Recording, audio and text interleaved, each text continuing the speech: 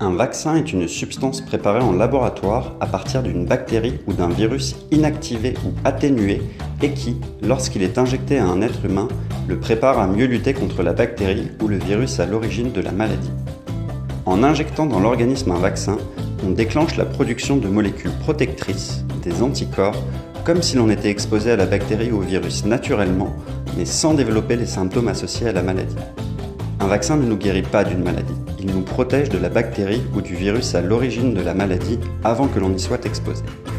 De très nombreux vaccins ont été développés depuis plusieurs décennies et ont permis l'éradication ou la lutte contre autant de maladies chez l'être humain.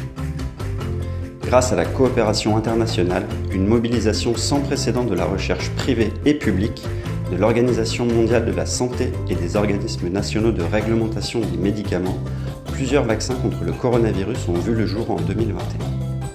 L'ampleur de cette pandémie, avec un nombre important de cas dans le monde, a permis de débloquer d'importants financements et de mener les 3 phases de validation nécessaires à tout vaccin avant une autorisation de mise sur le marché.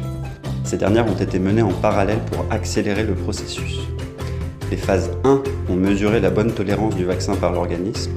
Les phases 2 ont vérifié l'efficacité du vaccin. Les phases 3 ont consisté en des tests à grande échelle où les médecins et les patients n'ont aucun moyen de faire la distinction entre le vaccin et un autre traitement inefficace appelé placebo, effaçant toute possibilité d'effet psychologique. C'est ce qu'on appelle des tests en double aveugle. Toutes ces phases ont donc confirmé l'efficacité des vaccins à grande échelle. Rien n'a été laissé au hasard.